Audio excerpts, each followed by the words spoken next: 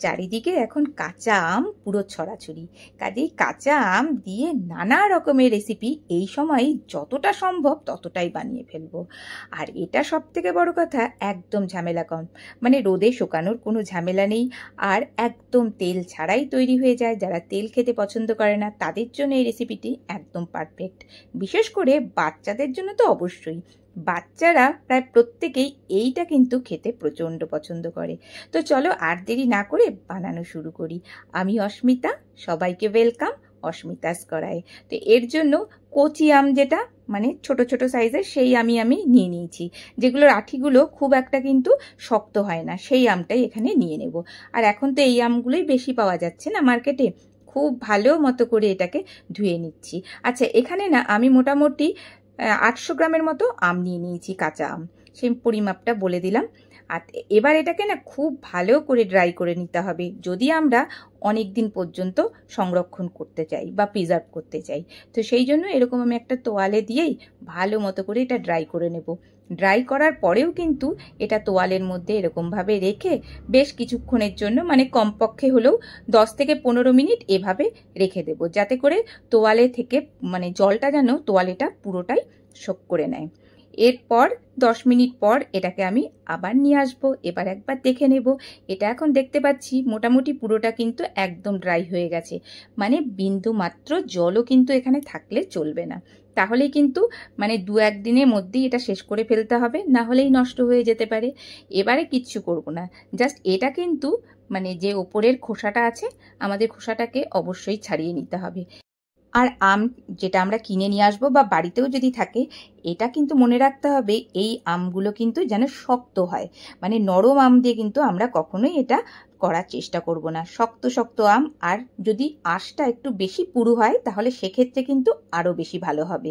তো এবারে আমের খোসাগুলো তো মোটামুটি সবগুলোকেই খুব ভালো মতো করে আমি ছাড়িয়ে নিয়েছি। এবার যেটা করতে হবে, আমগুলোকে কেটে নেব। এই কাটাটার উপরে কিন্তু অ্যাট্রাকশনটা বেশ সুন্দর, মানে আচারের অ্যাট্রাকশনটাই কাটার উপরেই কিন্তু আসবে। তো আমি কি করব, এরকমভাবে ছোট ছোট করে পিস করে কেটে নিচ্ছি। আর কাটাটা দেখো আটি শুদ্ধই কিন্তু কেটে নিচ্ছি। এই আটিগুলো মোটামুটি নরমই ছিল, 2-1টা একটু শক্ত শক্ত আটি আছে, তাতে অসুবিধে হচ্ছে না, মোটামুটি ছুরি দিয়েই কাটা হয়ে যাচ্ছে। তো ছুরি বুদ্ধি যা দিয়েই হোক আমরা কেটে নেব। এরপর দেখো কিচ্ছু করতে হবে না, জাস্ট এরকমভাবে একটু প্রেশার দেব, তাহলেই দেখো এরকম সুন্দরভাবে খুলে চলে আসছে। আর যদি দেখি যে সেটা একটু অসুবিধা হচ্ছে, তাহলে ছুরি দিয়েও সেটা বার করতে পারি। একটা অলরেডি বার করতে গিয়ে কিন্তু ভেঙেই গেল আমার কাছে। যাই হোক, তো এবারে সবগুলোই দেখো সুন্দরভাবে বের করে নিলাম। আর এটা যদি বাচ্চাদের দেখাও না, তারাও কিন্তু বেশ এটা সুন্দরভাবে মানে হেল্প করতে পারে। আমার মেয়ে 2 থেকে 3 বার এসে ঘুরে গেল আচারটা কি হয়েছে। তো এবারে নিয়ে নেব একটা এরকম বড় কোনো বাটি। তো এই ক্ষেত্রে বলি স্টিলের বাটি বা কাচের বাটি আমরা এখানে ইউজ করব। এখানে অন্য কোনো লোহা বা অ্যালুমিনিয়ামের বাটি কিন্তু ইউজ করব না। এর সাথে এবার নুন দিয়ে দেব। নুনের পরিমাণটা কিন্তু একদম সামান্য দেব, আর তার সাথে অল্প পরিমাণে হলুদও দিয়ে দিলাম। এবারে যেটা দিতে হবে সেটা হচ্ছে মেন চিনি। চিনিটাকে আমি গুঁড়ো করে নিয়েছি, আর চিনির পরিমাণটাই কিন্তু এখানে বেশ অনেকটা দিতে হবে। আমি 1.5 কাপের মতো চিনি দিয়ে দিয়েছি। যদি এটা মাপে বলো তাহলে 25 গ্রামের মতো চিনি এখানে আছে। আর চিনি যদি গুঁড়ো না করতে চাও, গোটা চিনিও দেওয়া যেতে পারে, সেক্ষেত্রে একটু গলার টাইমটা বেশি লাগবে। এরপর এগুলোকে একসাথে খুব ভালো করে মিশিয়ে কমপক্ষে হলো আধ ঘন্টা এমনিভাবে মিশিয়ে রেখে দেব। এবার আধ ঘন্টা পর আমি একটু এটাকে চেক করে নেব।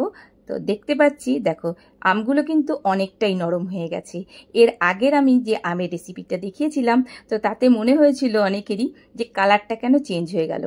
তো এই ক্ষেত্রে বলি, আমের মধ্যে যদি নুন বা মশলা বা তেল দিয়ে যদি 3 থেকে 4 ঘন্টায় রাখা যায় না, তাহলে কিন্তু আমটা একদম নরম হয়ে যাবে, পুরো মজে যাবে। তো সেই ক্ষেত্রেও এই একই ব্যাপারটা হয়েছিল। তো এবারে আমের দেখলাম বেশ অনেকটাই কিন্তু চিনিটা গলে একটা জলের মতো বেরিয়ে এসেছে। এরপর আমরা একটা এরকম ফ্রাইং প্যান বা কড়া যে কোনো জিনিসই বসাবো, তবে অবশ্যই সেক্ষেত্রেও কিন্তু দেখে নিতে হবে কোনো স্টিলের জিনিসেই আমরা এটা করার চেষ্টা করব। টক জাতীয় জিনিস তো, সেক্ষেত্রে কিন্তু আমরা লোহা বা অ্যালুমিনিয়াম ব্যবহার করব না। এবারে এটাকে একটু সেদ্ধ হতে দেব। যদিও চিনি আছে, তো সেদ্ধ কিন্তু খুব বেশি গলে যাবে না। আর এক্ষেত্রে মানে একদম গলে যাবে এরকম আমরা কিন্তু তৈরি করব করব না, একটু কচকচে ব্যাপারটা থাকবে, সেই পর্যন্ত আমরা এটাকে সেদ্ধ করে নেব। তো আপাতত আমরা এটাকে হালকা আঁচে সেদ্ধ করতে রেখে দিলাম। এদিকে এর মশলাটা তৈরি করে নেব। খুব ইজি কিছু মশলা এর মধ্যে ইউজ করব। নিয়ে নিলাম 3-4টের মতো শুকনো লঙ্কা। আগে শুকনো লঙ্কাটাকে একটু নেড়ে চেড়ে নিলাম। তারপর মৌরি নিয়ে নিলাম বেশ 1 চামচ ভরে, ধনে নিয়ে নিলাম ঠিক একই পরিমাণ 1 চামচ, আর 1 চামচ নিয়ে নিলাম গোটা জিরে।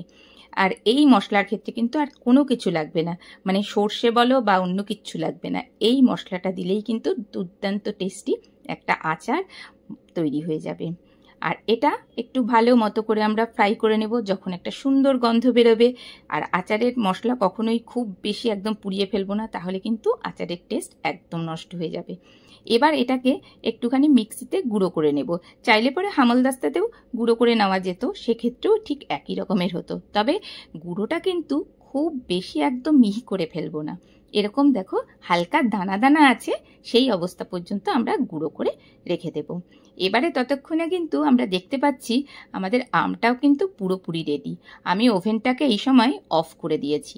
দেওয়ার পর এখানে আমি 2 চামচের মতো, ছোট চামচের 2 চামচ দিয়ে দিলাম মশলা। আর যদি দেখে মনে হলো পরবর্তীতে আরও একটু মশলা লাগবে, তাহলে সেক্ষেত্রে আমরা অ্যাড করব। খুব বেশি মশলা দেওয়ার দরকার নেই।